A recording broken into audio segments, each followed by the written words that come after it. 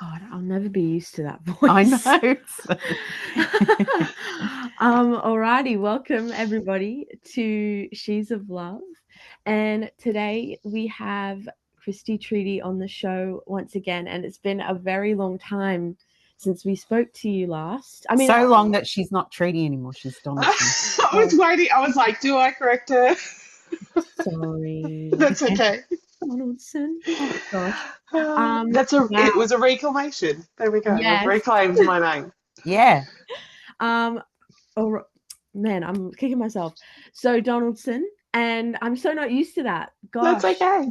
But yeah, it's been God, like before I even was traveling, so it's been like Right. yeah, a really long time For you. for me. Yeah. But yeah, so we're talking about where healing where words can't. Yes. Yeah. I love that title. Yeah, it's such a beautiful, like almost poetic title, and I feel like it's really needed. And we're getting into the nooks and crannies. That's what it feels like. Yeah, and my thing with healing is I spend a lot of time intentionally trying to heal, and I think there's power in that, but I think it was getting too much, and sometimes an obsession. Yep. And it wasn't working because I was using words to articulate, my words through journaling, writing, and it was always my intention to heal. And I always faced my problems so I could heal, not to face my problems. You know what I mean? Yeah. And I got praised for that a lot. It was like, oh, you're so good for, even on this show, yeah, people would be like, oh, you're so mature, you're doing such great work, but sometimes you just words aren't enough, and it wouldn't work. Like it just didn't heal, and I felt like I was going over it all. Yeah, and I think it's really important that while we are healing and going in looking for the stuff, we're keeping ourselves stuck in the past. Yeah. The idea is to get tools under your belt so when the shit comes up to the surface, you work with that rather than going looking for stuff. Otherwise, how do we, at what point do we start moving forward? If you're in the past all the time, you can't move forward with life. You're not even here in the present moment, and you're not experiencing life in the now. Like, you can't even really enjoy this now because you're like, I still have to go back and fix that before I can live. Yeah. Kristy, I'm so glad you said that because that's really well articulated, that we sometimes need to sit back and let the things come out and experience the hurt or whatever it is that's coming up for us before we can deal with it. Because I think sometimes when we go in and we root around and we start looking for things to heal, it's fear. Yeah, well, we don't want to feel. And it's like, well, something's coming up, I need to go fix it so I don't have to sit and feel this. When actually, healing isn't about fixing anything. It's about learning to be able to hold ourselves in those emotions to move forward. And we're going to talk about this today. Most of the damage that's been done from, I think a lot of the women in your audience come from narcissistic relationships. Who's been there, right? And that has been my journey. And what I do know is we cannot outthink our nervous system, and it's the body that holds the pain. It's not the mind, right? Yeah. You can think you can do all your mindset shifts and all of that. I'm not saying that there's not I'm not saying that's not part of the process, but that's not going to heal you, right?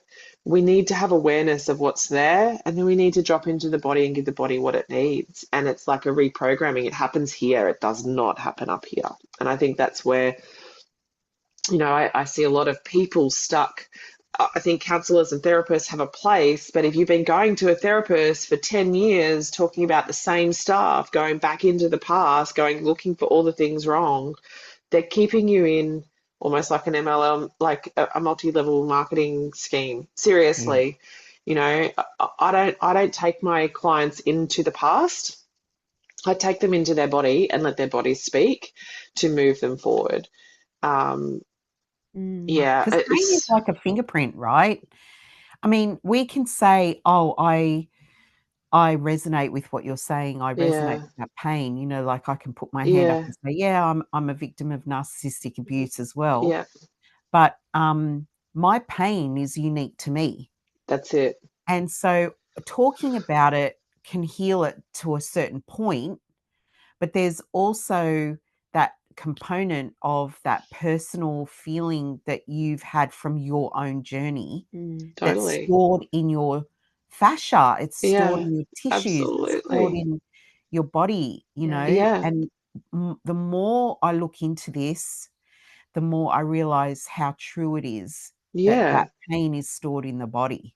absolutely. You know, when I fell pregnant with my first daughter, I've only got one daughter. Mm. I've got two kids. I remember someone saying to me, "You will never know the pain of giving birth until you've given birth. You will only ever know the pain at your maximum threshold of what you've experienced. So if you have only ever sprained your ankle and never broken a bone, you'll never know what it's like to experience the pain of a broken bone, just that of the ankle. If you've only ever experienced a broken bone and never given birth, the only pain you'll ever know is the pain of that broken bone. But it's yours, right? And you're right. Yeah, It's all stored in the body. And yeah, this is the thing, the pain is the portal. It's not about avoiding it, ignoring it, pushing it away, wanting to go anywhere, trying to fix it. The pain's there. You know, emotion is simply energy in motion. You know, if we look at tears, right? People, I don't know about you ladies. I know when I first met you, Claude, we were at a retreat, and I remember that I had an emotion come up, and I used to feel when I cried this like big lump in my throat. Like it was like I felt like I couldn't even breathe, like I couldn't take a breath, and that was my energy trying to push the emotion back down because I didn't want to feel it, right? Because we're yeah, all stop crying, it's okay, fucking cry. Like it is yeah, literally our body releasing emotion. It's releasing energy. Let it move. And going back to the pain, you know, what does that pain feel like in the body? Like how does pain show up for you? It's different. It sits in our body differently. When I'm sad, I feel a pain in my heart. When I'm angry, like I feel like my stomach churning like it's on fire, like I feel the energy building up in my arms, like I want to fight someone, like if I'm in fight mode, right? But that's the way I feel and experience it. Everyone else feels it in a different way. yeah. And so there's not a really a one size fits all, Mm-mm. but the work we can do on ourselves, and this is the beautiful part of it that I love, is that Mm. the power we hold that power within ourselves We do. to do our own work, to do our own healing, to know where it sits in our body, Hmm. to do whatever it is that we need to do to move that Hmm. emotion through the body and Yeah, to forgive ourselves. We have that power. we do. We do. And I And think that's what I think a lot of people, when they go to a therapist, they hand their power over to an external. totally. Yeah. Totally. I'm all about so, and this is like because I teach facilitation, and there's a difference between facilitation and coaching. You know, I used to be a psychic development coach, so you know, I would teach people to give insight and guidance. Coaching, where you know we're reaching out to the coach is guiding us with where they think we need to go through a questioning process that keeps us, you know, in our minds. Basically, it's a top down approach. Where facilitation, I teach my practitioners to go into, well, not to, for them to physically go into the body, but to guide, say I was working with you, into sensations inside your body and start working from that space, understanding Yeah. what the body, you know, what this part's fearing, you know, what its biggest fear is, what it needs to be able to let go so that you can move through. But then also seeing if there's an acceptance of this piece there and a willingness to sit through the uncomfortability of what that fear is And then when we get to that, because we're never ready, no one's ever fucking ready, right? But how many of us have sat on the sidelines? Well, I'll do it when I'm ready. When are you going to be ready? You're never going to be ready. What does ready look like when it's perfect? There's no perfect time. Like, now's the time. There just needs to be a willingness for you to sit through the uncomfortability. And, we're going to talk about breath shortly, but breath actually holds you through that. And um, regulating our nervous system is absolutely key. And we do that with breath. But here's the thing about the nervous system. Everyone thinks that like having a regulated nervous system means that you're walking around calm and zen, and that's not what a regulated nervous system is. It can look like that, but what regulating your nervous system is and how it's important is it builds capacity. So a regulated nervous system holds capacity of emotion. So to find out what your capacity is like at what level do you feel emotion, and then look for a distraction, right? This is quite often used as a distraction. Having a glass of wine, like to sort of, oh, I'm feeling stressed, I'm going to have a glass of wine to calm me down. I've done that before, right? Yeah. So yeah, that the body can lead us through the transformational process. The body can lead us through the healing process. And we have tools inside of us, like our breath, that can support that journey. Actually, the breath is like the key to supporting us through that journey and feeling the emotions, allowing it to move, and all the things. Breath is magical. We don't. Breath isn't spoken about enough. It's transformational when we understand how to use it. It can activate us. It can energize us. It can downregulate us. It can balance us. We can take ourselves to have like DMT and psychedelic, experiences through emotional breakthrough breathwork journeys. And they alone, like one session of that, there's studies being done at Cambridge University, where they have compared like MRI brain scans of people that have done MDMA therapy and one emotional breakthrough breathwork journey, right?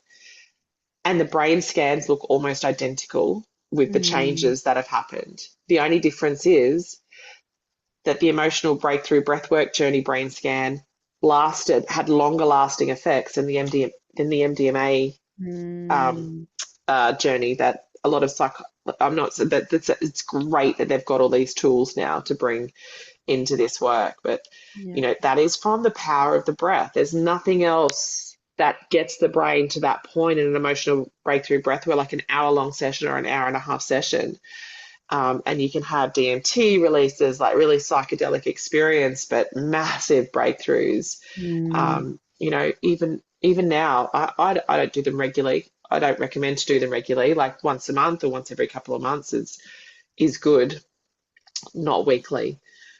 But I still go into those sessions and I'm like, something will come up. I'm like, oh my God, I thought I was done with that. Like I didn't even realize it was a thing, and it would come up, it would reveal itself, and it would unpack and unravel, and then it would just like release. It's like, and after those sessions, you feel the common thing that people say when I take them through these sessions is I feel empty, and not empty in a bad way, just like I'm not holding anything there anymore. Like it feels like they say it's like they think this is what peace and calm feel like, but they've never experienced it before. So it feels empty because they've been holding chaos inside of them. That's their familiar.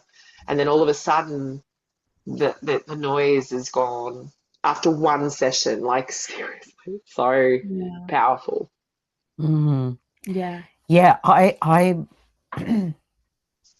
resonate with the fear of letting it go, that fear of the emptiness.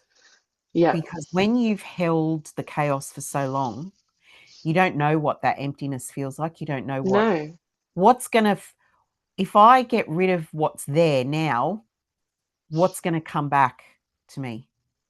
Well, if this is where intention. Yeah, well, this is where intention is key. But if we have no reference point of what calm, healthy, stable feels like, Our nervous system does not feel safe there. It feels safe in the chaos. Doesn't make sense in our mind. This is why we can't heal that through our mind. Because in our mind, we're like, that's not healthy. You'll never outthink your nervous system, and that's controlled by your nervous system, right? The need to go back to the chaos. You know, our reptilian part of our brain has never evolved. It asks two questions when it faces absolutely anything in life. Am I going to live? Am I going to die? If it's never experienced that, if it has no point of reference, I'm going to die. It's going to pull you back. It's going to do whatever it can to get you back into that place of chaos because, it might not be healthy for you, but it survives there. It's there to create survival for you. It's there to keep you alive. Yeah, and we don't have the saber. Well, but we don't have the saber-toothed tiger chasing us these days, right? Yeah. We have homes. We don't live in caves. We have homes. We have food, we have jobs, we have money, we have all of this stuff. So we don't have the physical threats anymore. But what we do have is the psychological threats. And our that reptilian part of the brain that jumps us into fight or flight or freeze or fawn will kick in. Yes. Yeah. I think the way we breathe on an everyday basis matters so much too. Oh, totally. I've been holding intentions to breathe through my nose at all possible times because it affects it affects everything. It affects all your nervous system, tooth decay. If you breathe through your mouth, tooth decay comes from mouth breathing. Yeah, right. Like mostly more than sugar. I think it's something like 90%. I read a book about it, and it was like an insane figure. And how's it working for you, Juliet? Good. I've only just my main thing is I have mouth tape at night. And everyone's like, oh, I remember wearing it once, and this chick was like, TikTok has taken over. Like, why are you? This is so dumb. And I'm like, well, it's not for that. It's to breathe through my nose. Yeah. And then I've now gotten to a point where I don't need the mouth tape. I can just intentionally, as I start falling asleep with my nose breathing, I usually wake up and my nose is breathing. Yeah. So I think just the everyday way that we breathe is so important, and we need to put more focus and shift on that. There's like one book, I forgot who wrote it, but it's literally just called Breathe. Yeah, by James Nestor. Yeah, and I recommend that book to anyone watching because it shows the power. It does. All my students read that book when they learn because I certify people in breathwork now. Yeah, and that's one of the must-read books. That it's a brilliant book. Yeah, it's quite easy to read. I listen to Audible. I don't actually read. I listen while I walk, and it was really easy. Some books aren't easy to listen to. It was a very easy book to listen to. Yeah, but going back to the nervous system and the breath. So when I take people through emotional breakthrough breathwork journeys, I let them know that they have control the whole time. So they feel like it's too much because we do open mouth breathing through that process, that all they have to do is switch to the nose, because the nose is like the brakes. The mouth is the accelerator and nose is the brakes. So it's, slow breaths is key to help a safe, regulated nervous system. When we're mouth breathing, we're breathing in too much oxygen, and our brain is constantly spying on our breath.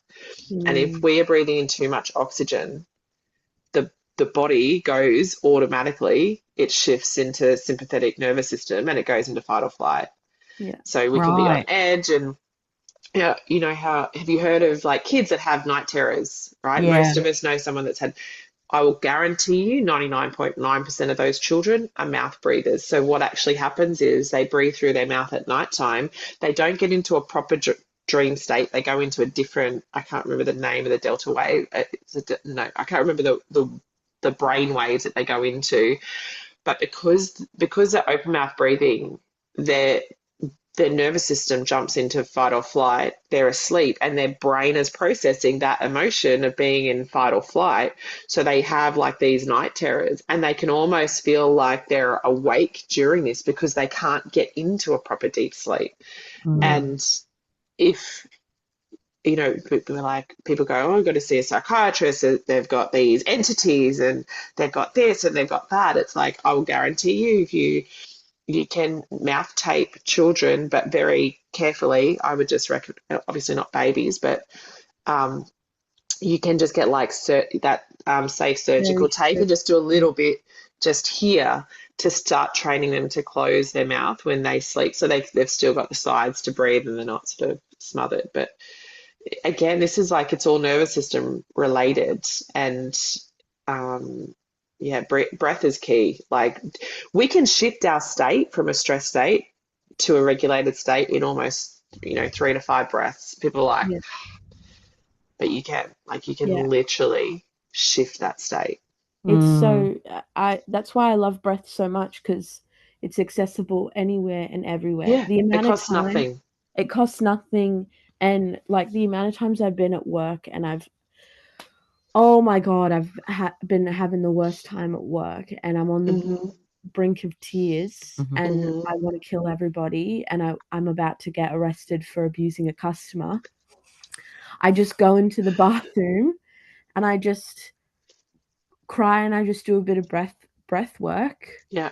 Sometimes I do tapping, and then like after 3 to 5 minutes, I leave, and I'm like, I still don't want to be at work, but I'm a lot better. I'm a lot more taken the human sting out of it. than I was before. Yeah.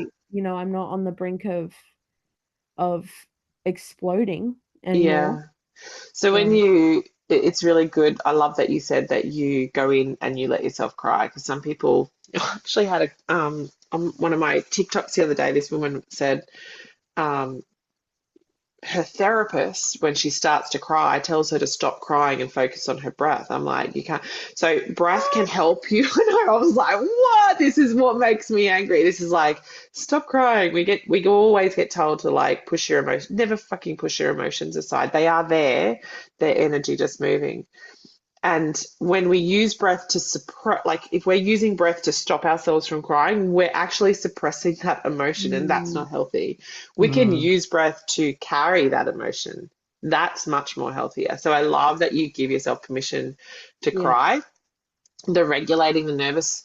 So if we breathe, you just remember this, breathing in through your nose, nice long deep in through your nose, and a long exhale out through the mouth. And if you want to activate the parasympathetic nervous system, it's like you can hijack into that state, because the parasympathetics, where we're in a like rest and digest, you can use an R. So if you go or a like a sound vibration, what that does is it stimulates our vagus nerve, and it jumps us into the parasympathetic, which is the calm state. And if you do like 3 to 5 of those breaths, you will instantly feel, I mean, you might not be fully regulated, but you will absolutely feel way different after 3 breaths like that.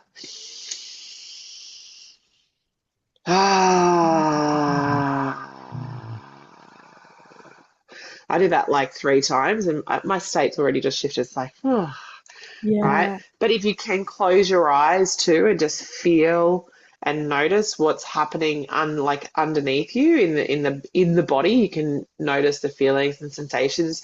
You'll experience the shifts a lot deeper. I found that when and it started when I remember it, I was visiting a friend. You were there, Juliet, and I had these really high cloggy shoes on. Oh God. Do you remember this? Years ago, dude. Yeah, but that was the experience that taught me this. I feel like I know these shoes, by the way.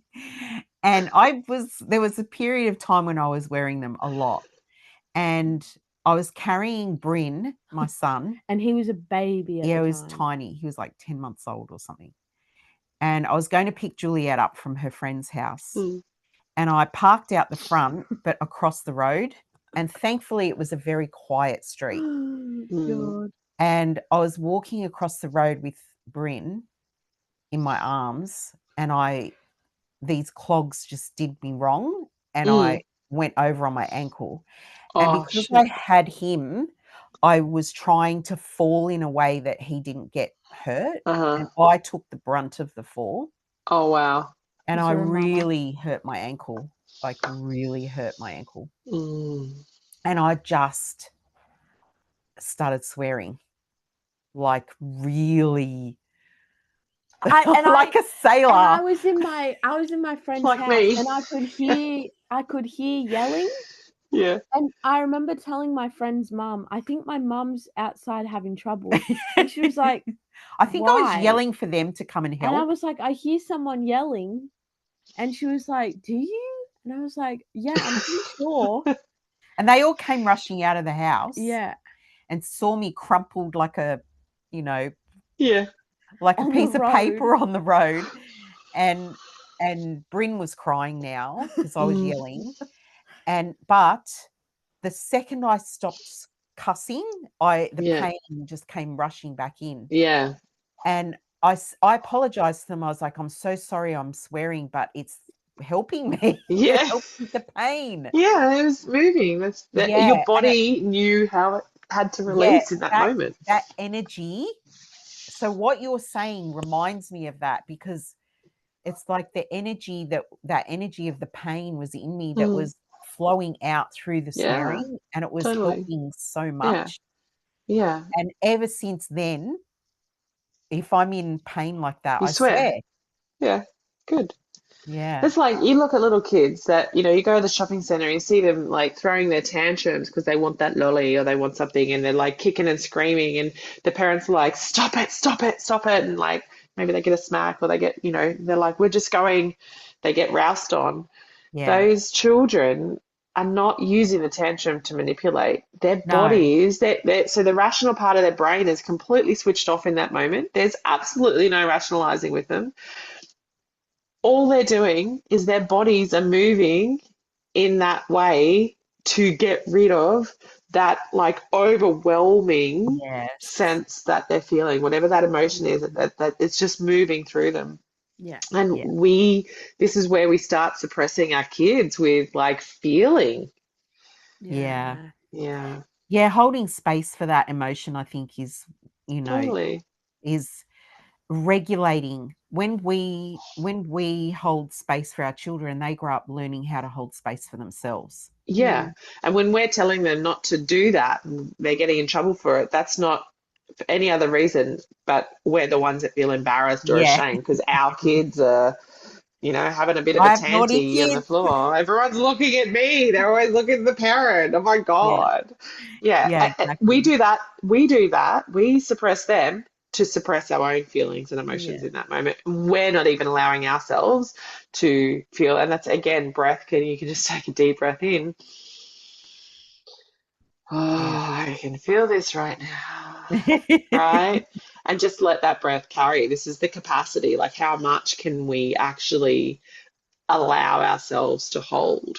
Healing isn't about just everything being perfect. Healing is actually learning to hold it and let it move. Yeah, that's right. It's the Being key. able to hold it and let it move at the same time. Yeah. Because most of the time it's like, I need to feel that to fix it. You don't need to fix anything. To me, like I love shadow work.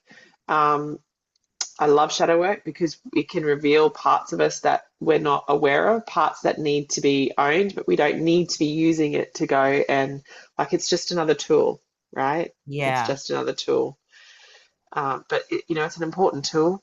We learn a lot about ourselves with shadow, but like Juliet said earlier, you can get a little bit addicted to the work and get caught up in that. And that's another dopamine hit, right? We're just getting hits. Yeah, and it feels like I'm doing good work. I'm a good person. Progressing, I'm growing. Yeah. But I think that was my way of controlling that, because it was during lockdown, Totally. so I wasn't growing in any other sense because I was just inside. Yeah. But now that that was many years ago now, and I've traveled and I've done the things, I'm Yeah. doing the things that I've been wanting to do Yeah. for so long is very different now. And now that I've traveled, I'm like, healing can find me. Yeah. Yes. That's right. You I'm not, have the tools that yeah, you can and just use it when you need to. I'm not going out looking for any of that shit anymore No, because it found it me. does find you. Yeah, it finds me. Trust me, it I can't finds run you. away. No, It's no, You coming. carry it with you. no. That's Yeah. fine. Yeah. And I think it's speaking of this, like for me, when my marriage broke down in the horrendous way that it did, um, I did a lot of walk. I walked a lot. I did the Camino. I did a lot of work with what was there. Mm, I took on a lot of blame initially that I eventually let go of, but there were still parts there that I needed to own. mhm, But it wasn't until now I'm in a beautiful, healthy relationship that like if what I want to say to anyone listening here, if you feel like you need to heal before you have a healthy relationship, Mm. like erase that out of your thoughts right now, because I'll tell you what, when the real healing actually begins when you're in a healthy relationship and you're in a space where someone loves you and adores you and um, isn't gaslighting you and Yeah. all of the things. Um, that's when it really comes up. That's when the body wants to run. And going back to that, not having a reference point. If you've been in toxic relationships, abusive relationships your whole life, and you're in that cycle of going back to that, the nervous system knows it survives there. It doesn't know it can survive in a healthy relationship. Yeah. But once you give yourself permission to go into that, that's when the work that we learn, the tools come in handy, because I've wanted to run so many times. I catastrophize in my mind. I've mm, done videos on my Resilient Breath page over on TikTok of like Colin will go do the washing up and I'll be sitting there and like I've cooked dinner and he'll grab my plate. He washes up every night. Every now and again, I just get this feeling. I'm like, oh, he's annoyed with me. Oh, I'm gonna have to get up. I'll just wash up. I feel really bad. I feel guilty. Like it's old programming. It doesn't matter how much work I've done. The story only comes from the feeling, the sensation that I have in my body. So we have this thing. He's so beautiful. I have my own process that usually I recognize it once I'm in the kitchen, not in the moment, not in the feeling. Like I get caught up in the story. I land in the kitchen ready to take over, and I'm like, I'm doing that thing again. And I literally, I touch the bench with one hand. I might touch my heart with the other, and I will just take a quick breath in through my nose. And I will just tell myself, it's okay, it's safe. He's not upset with me. It's Mm. okay. I'm here, I'm now, because my body is recognizing mm, the old ways. It's just still programmed. It's not a mind thing. It's a bodily reaction.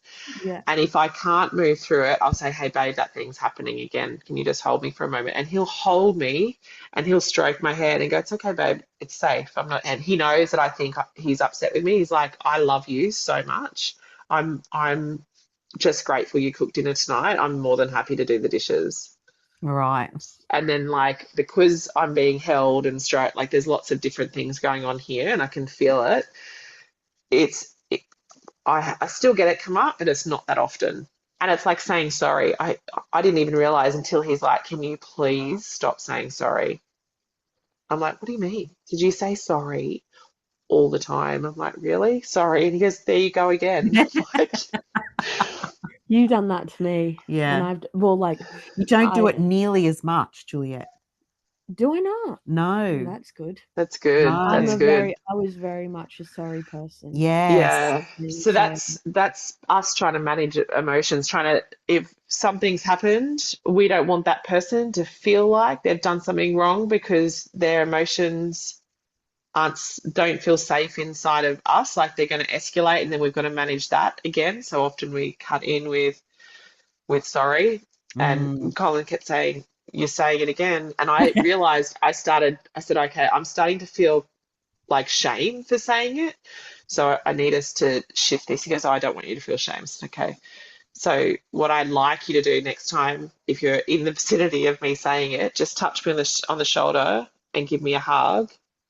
Yes. And then that's like signaling I've said it, and I'm also knowing, and he'll hold me and he'll go, "It's okay, you're safe."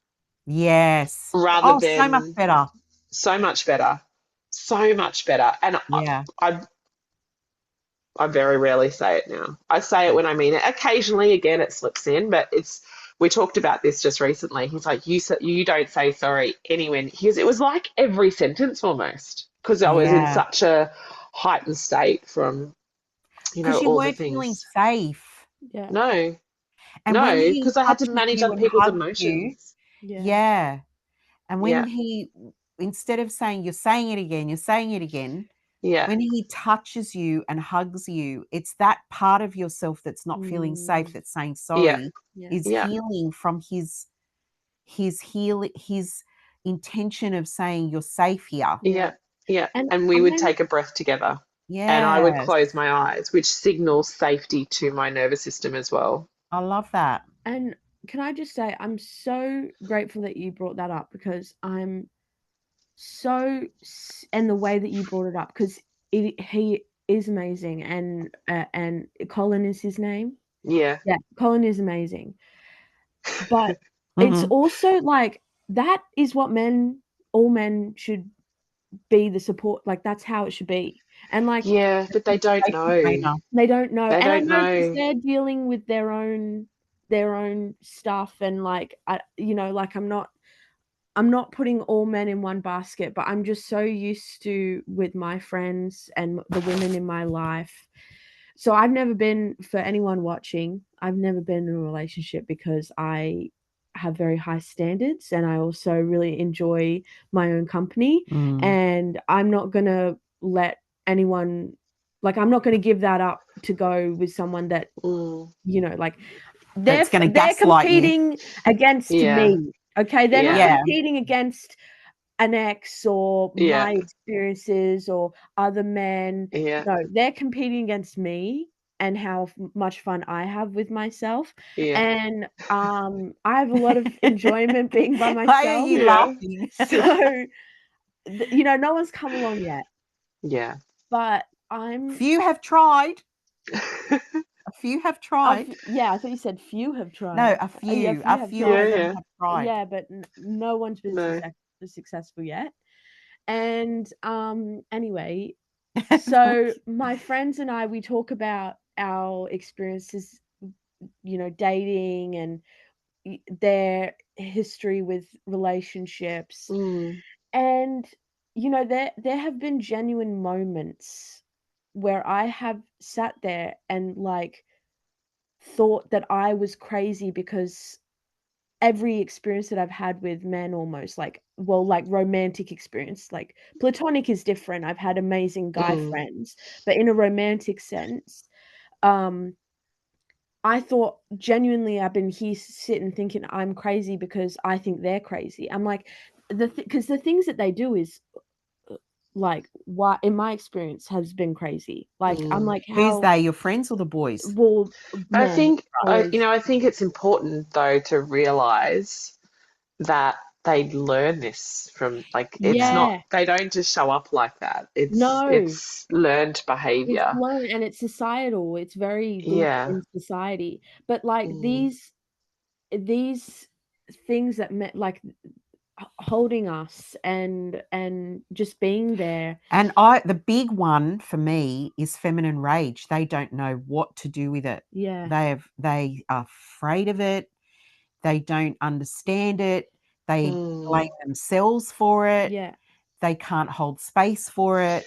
But are we telling them how we want them to handle it? Are we telling them what we need? I think Or there's a missing yes, link there. Like, this is like, in my experience, yes. yeah. So the reason Colin and I have such a beautiful fucking relationship is because we talk Yeah. all the time, and we have processes when, when there's a bit of frustration. We've been together now a year, and we've lived together for most of this time because we just met and really just never parted, except for when I went and decided to run away and walk a Camino, and that was part of my running.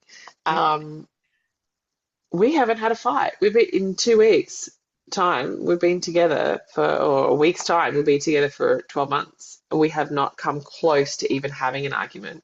There's been like little niggles and frustrations, but we air them straight away, and we have a process around the way we air them. It's like, this is the thing, because a lot of the time there's just no blame. Like, it's like, when you were doing this is what I felt, and what I actually need from you is this. And that's it. Like, I can't hear you.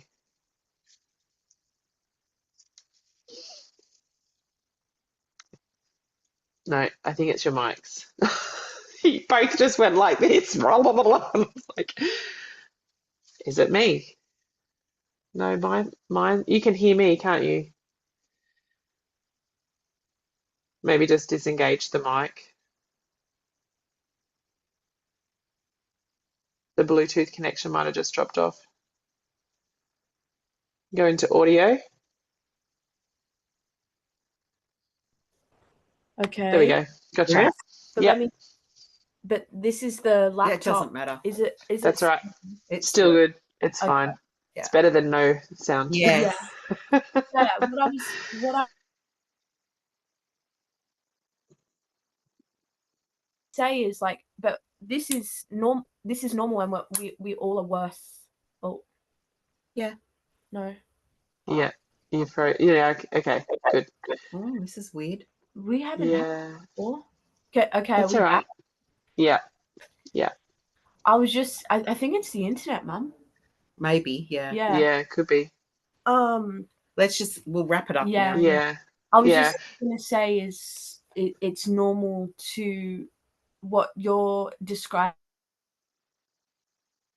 I've lost you again. Oh, the sound again. No, I can hear you now. I don't know. Okay. It's weird. That's so weird. Yeah, it's like we've got a ghost in the computer. It's literally like there's a ghost in the computer moving things. Yeah. That's not good. Yeah. Yeah. I think it's important because I think the key is communication, and we haven't really been taught how to communicate, and we try to complicate everything. Like Colin and I, every night when we go to bed, we end our night with gratitude, like what I'm grateful for today.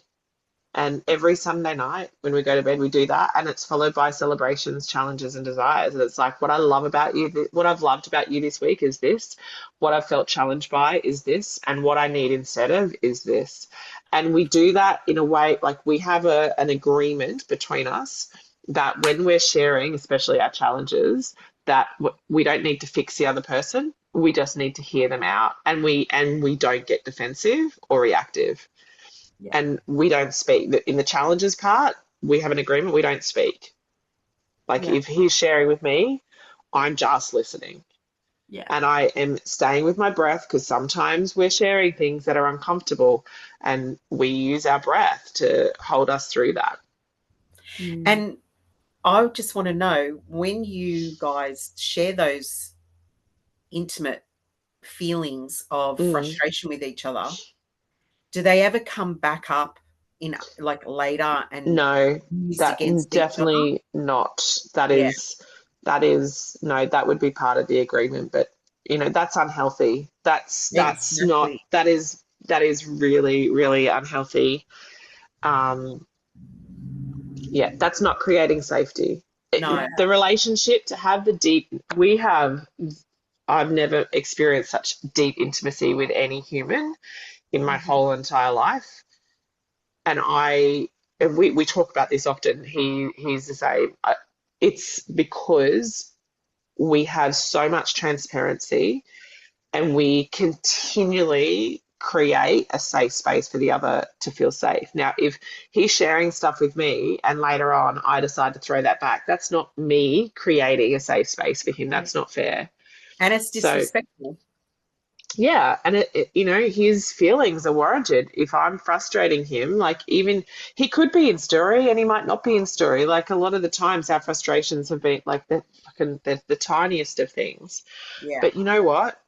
When we have those moments where there's bigger frustrations that are sort of coming through, that we talk like our bigger challenges, I've noticed we actually did this the other night, like midweek, because I had something come up. But if I'm honest, I had sat with this feeling for maybe 2 or 3 weeks, maybe even longer. And I didn't want to bring it up because it was a big thing. Yeah. And we hadn't had a big thing. And in my past relationships, even the stuff that, like the tiny stuff that I share, I would have reactive abuse. So it would get twisted and turned around, and I would become like this big perpetrator, right? Yes, I know that. So, and then it was like, so now I still feel that feeling that comes up where I feel like I'm going to have to manage this emotion. My God, I wish I had have spoken to this sooner, because I wasn't speaking to it. I was sitting with this feeling for so long.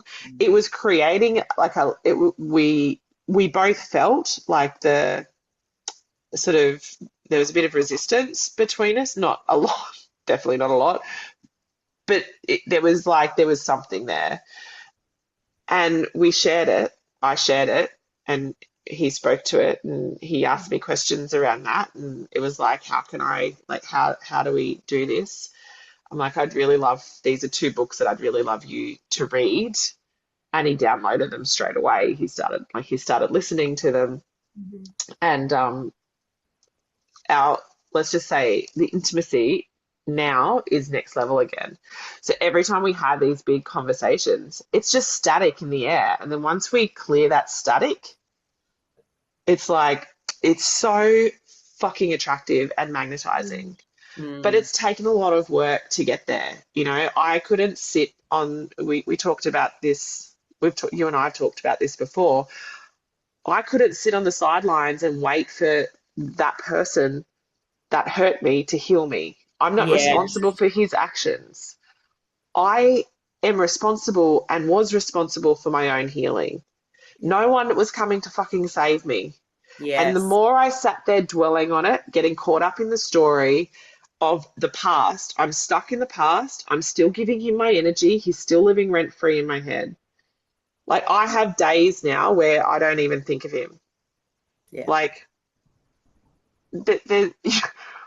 I want to go a week. Like, I'd love to go 2 or 3 days without the thought of him popping into my brain.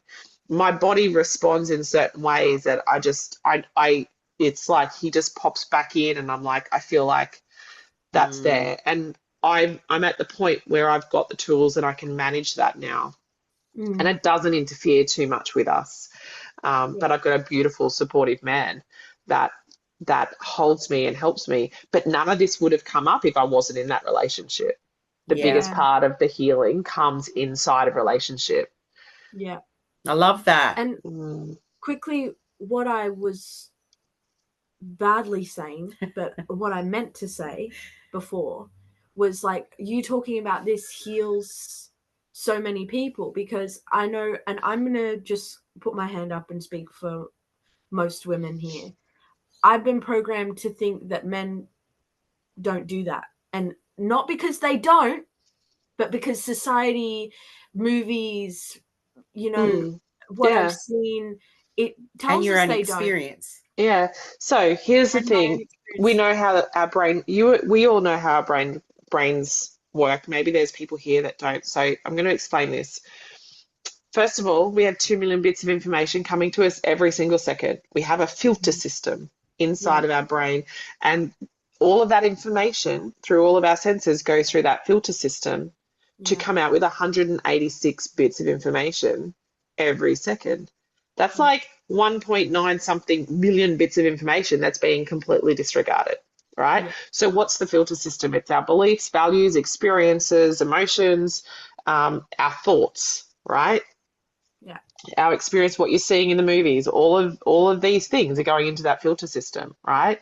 So if that's something that we're seeing, it becomes part of that filter system. If we think, here's a thought in the filter system, if we think all men are like that, right?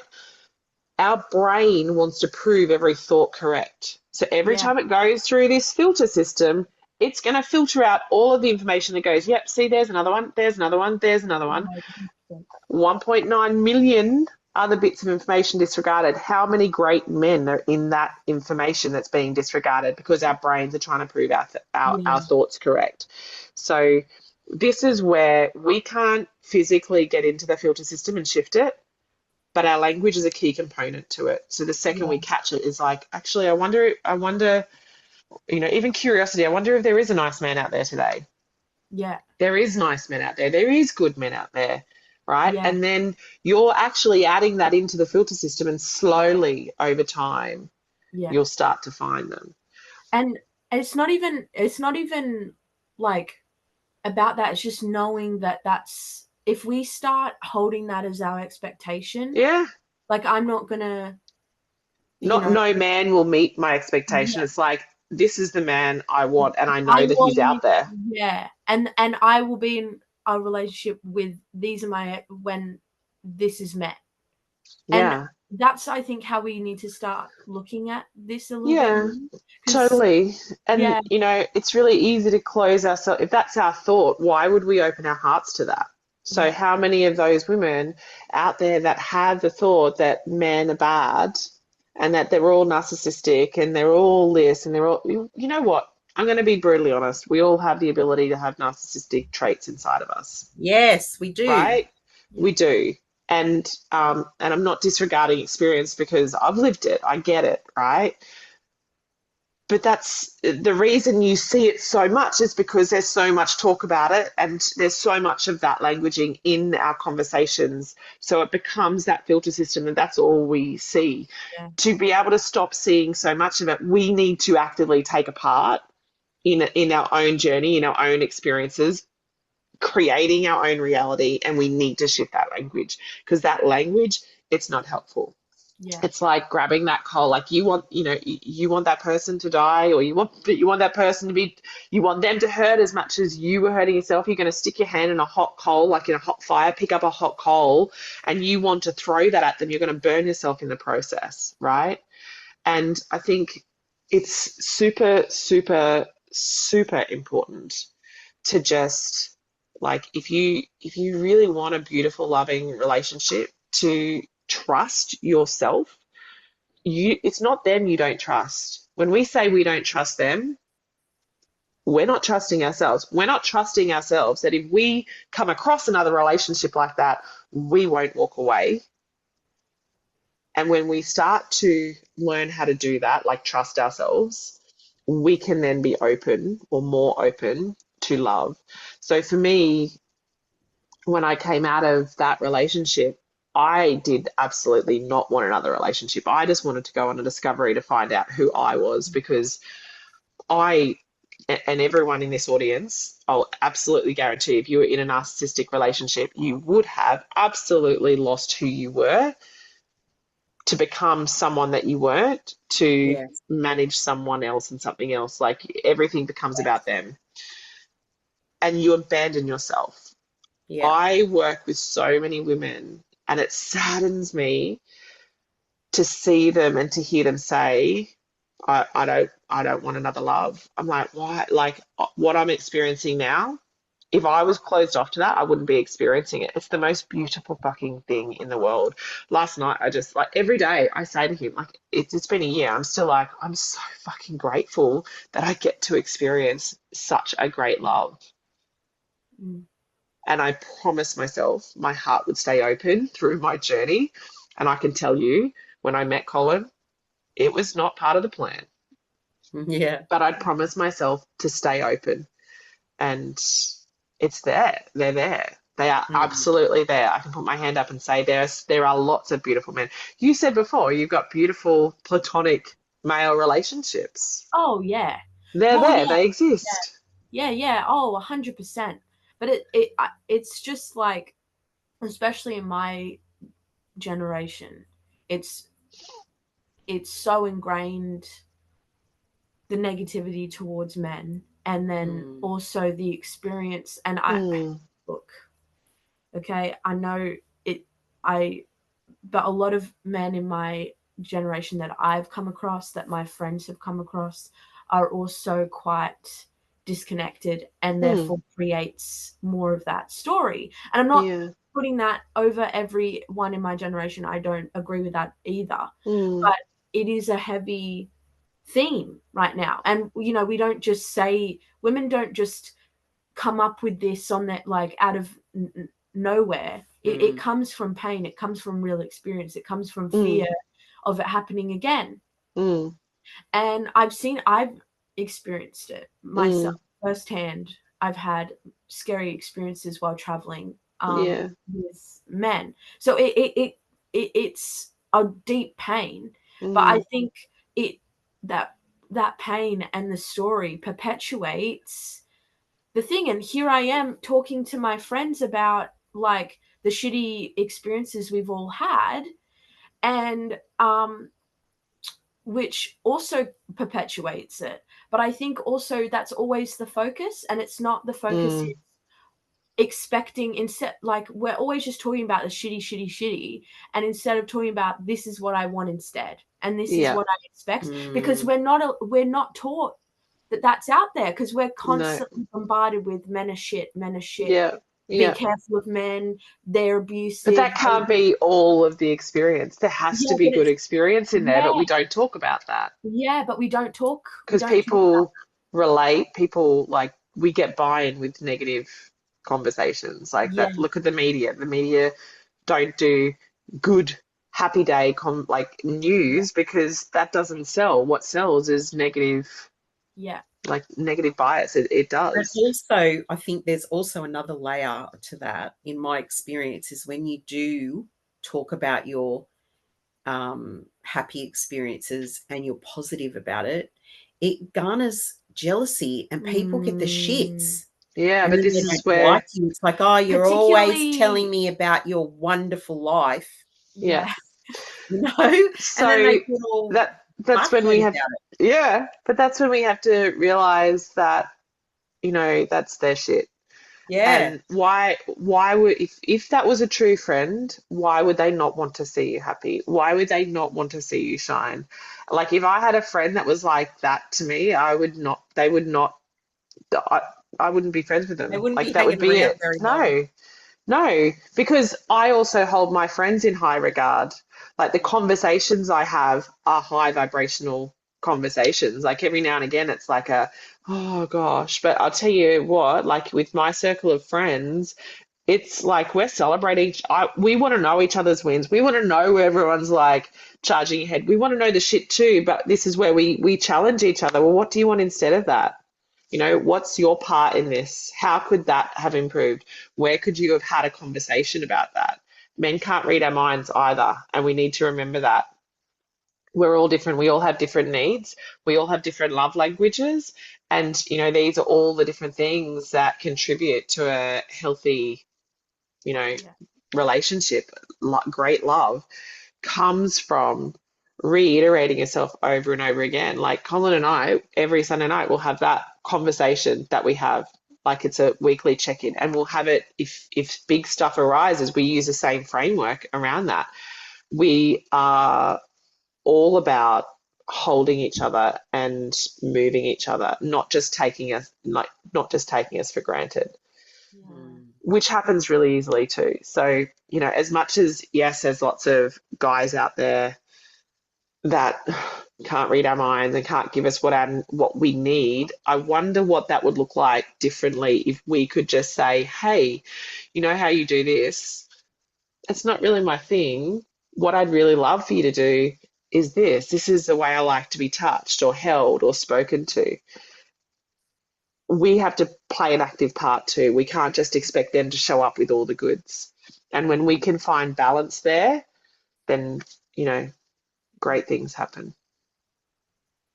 Beautiful. Wow. Yeah. Well, we've reached an hour. Yes. Yes. It's gone like that. Yeah. I know.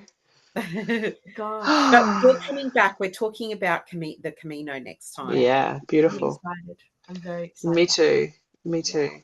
Yeah. Oh, well, thank you for coming on. Yes, Yeah, always a thank pleasure you. to talk to you. Yeah. Beautiful. I have if I actually have a 3-minute nervous system reset that I Oh, have on my in my bio over on TikTok. So what I might do, I feel like this conversation, people that resonate with this might actually benefit from that. 3 minutes. You don't need to meditate for 20. You can literally shift your state in, a few breaths. So it's a nice deeper meditation, but it's fully guided and it is only a few minutes. So yeah, And beautiful. we'll add your TikTok link in the description so okay, people can cool. just click that and then go Beautiful. to your bio. Beautiful. Perfect. Well, thank All you right, ladies. everybody for watching. Yeah, we'll see you Yeah. next week.